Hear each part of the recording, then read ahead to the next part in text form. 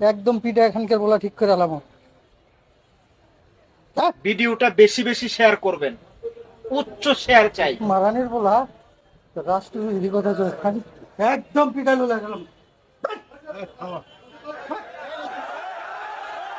আল্লাহ এবং আল্লাহর রাসূলের পক্ষে বয়ান করেও শান্তি নেই হুজুরদের। দেখেন কুলাঙ্গারের বাচ্চাগুলা কি করতেছে।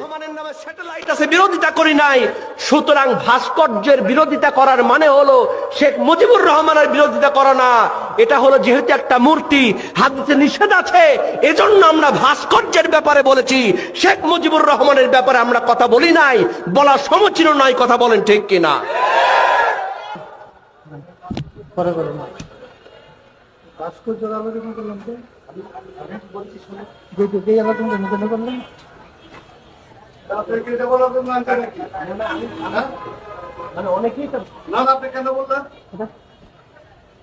ওঠেন কানাপট্টি গরম করে এলাম বান্দির বাচ্চা।